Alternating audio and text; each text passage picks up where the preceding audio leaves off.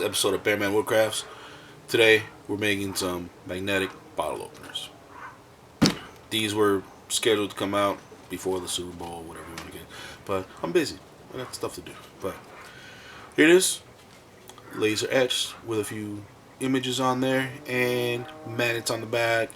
I got a pre-made metal insert for the bottle opener, and we just insert it into our little project here. So here we go. Alright, so check it out. So I got this cutting board from the 99-cent store. It's an acacia wood cutting board. I figured it's already food safe, so we're gonna get some food safe things to open our bottles with. I got the biggest hole saw that I currently have is about 3 inches, maybe 3.5.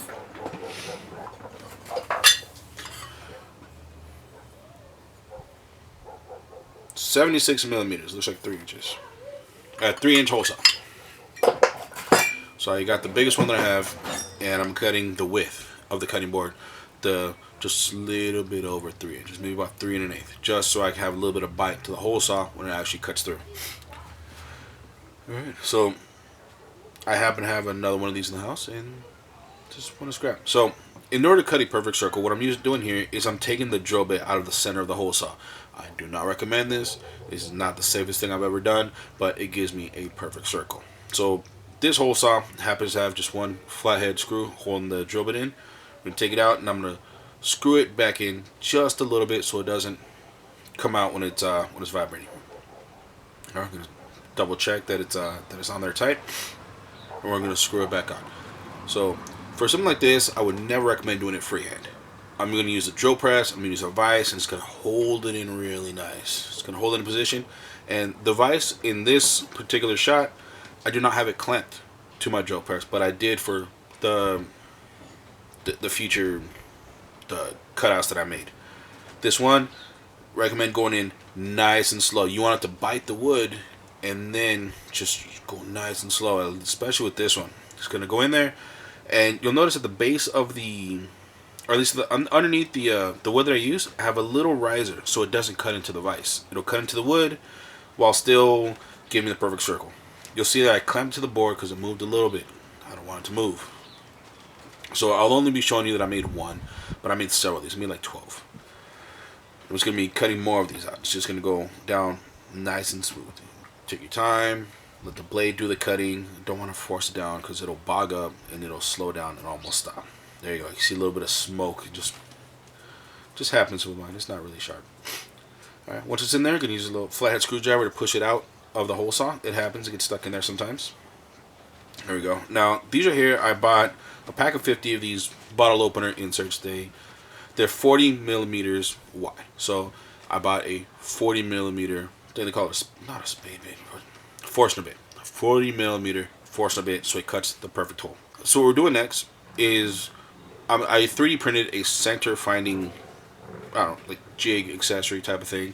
It's gonna butt up to the edge of the circle, and that the center shaft is gonna allow me to mark the center of the circle. I prefer doing 3 lines. That way it just gives me the best center. You'll see right there, just 1, 2, 3. And with the Forstner bit, we're gonna go in, I think it was about 2 maybe 3 millimeters into the wood, and that'll allow the bottle opener to lay flush right on the wood. It goes in here. My drill press tends to be a little bit spongy, so it doesn't have a dead stop. So it's something where I had to play with the depth every time. So go in there. Once it stops, we'll put the bottle opener in there, and we'll just feel it. Feel with your finger. Right there. Just try to get the edge. Make sure it's nice and flush. All right. If it goes in a little lower, it's not a big deal because we're gonna sand it off. Anyways, we could sand down to that perfect thickness. Right, you'll see that it leaves an indent in the middle, but we'll take care of that later. So what I'm doing here is I'm using a 1/4-inch bit with the stopper there because I don't want any sponginess, which my drill press tends to have. That will give me a nice solid stop. And what we're gonna do is we're gonna insert some magnets into there. These magnets I bought from Harbor Freight. It's like a pack of 30 rare earth magnets. They go in there nice and easy. So I'm gonna use this little Dremel looking thing to drill the little holes on the top and bottom of the bottle opener. The bit itself happens to be the perfect length, so I just go right in there, nice and easy. I don't want to use a full drill press for this. All right, so this shot here, all right, this to me is ridiculous.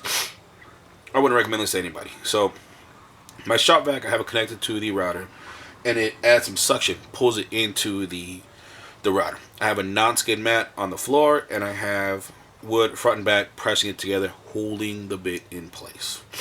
And with that, I'm using a spiraling bit to cut out the the uh, the space that the bottle needs to actually pop out from within the bottle opener. This, I believe, was a 1/4 inch. I'm just going to freehand it because the bottle opener has a lot of overhang from the hole. I don't need it to be a perfect cutout. It just needs to be generally out there. I outlined it in pencil and just went at it with the router. It is a 1/4 inch spiraling bit. Just went in there. Just went at it. It is not a perfect circle, and it was never intended to be. Just go to the dust collection plastic is a little foggy, so I couldn't get a better shot in there. It's been used quite a bit. There you go. So you'll see that the vacuum sucked it up in there, so it's not going to be flying around. You see in the background, I made a few of them. So from there, I'm going to take the very small round over bit that I have here, and just going to round over both top and bottom. All right, I'm putting a lot of pressure on the table itself and just letting my fingers rotate. I don't want this thing pulling my finger into there. And there, you can see that the hole that I made a little while ago is not perfect, but it gives me the space that I need. I went about halfway to the depth of the wood, and that was my desired size. Now I'm going to laser etch my logo on there, Bearman Woodcrafts.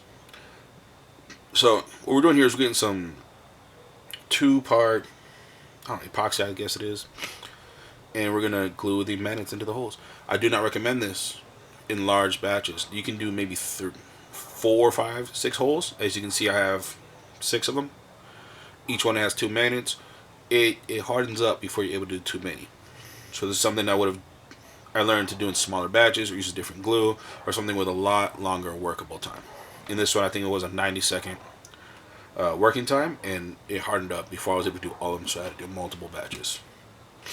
But the preceding batches, I did smaller amounts, and I was able to not waste so much. But I'm here just mix it just one solid color. I don't want a lot of different color streaks, no rainbow pattern, just one color. Until it's thoroughly mixed.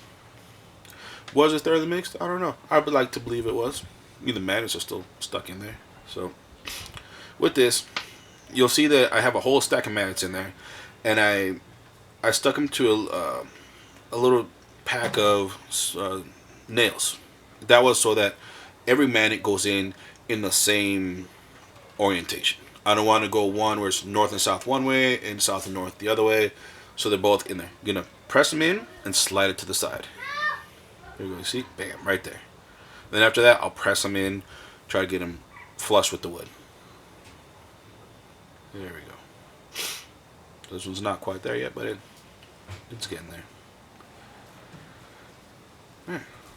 So once you have that, I have a whole pack of these bottle openers. Just going to line it up with the holes and use a regular screwdriver to put them in. I'm not going to use a drill because I don't want these screws to strip. I don't want them to strip the holes.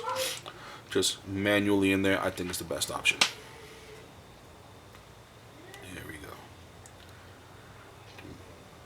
One on top. Yeah, those screwdrivers and magnetic bits are awesome. And there we go. I'm going to do one in the bottom.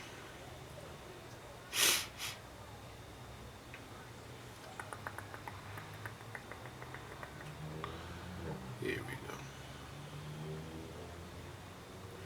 Alright, so once we have that, we have some food safe butcher block oil, I believe it is, or cutting board oil. There you go. Cutting board oil, just dump it in. I don't know where I saw this before, but this guy just soaked it in there. The way he described it to me was you want it to absorb in there as much as possible. So what I did is a nice little dunk in there. Tried to get in there. I didn't want to brush on them, just dunk. Dunk in the top, bottom. I waited about an hour, then I wiped off the excess. Is this the proper way to do it? I don't know. Follow the instructions on the bottle is what I would recommend. These were for my personal use, so I like it. I think it turned out nice. There we go. So once it got all the way in there, also inside the hole of the bottle opener, I want to make sure it gets in there too. And from there, I'm just gonna let it dry for maybe an hour, and then wipe off the excess. If it doesn't absorb by then, it's not going in. And just wipe it off. And then after that, just let it dry. There you go. As you can see, I have a few of them made right there. Yeah. There we go. Just grab a soda. Yeah, well, thanks for watching. And that's them. Enjoy my channel. Enjoy my content. Like, subscribe. Leave a comment. Yeah, so that's my baby right there. Yeah. All right, subscribe for more. Thanks for watching.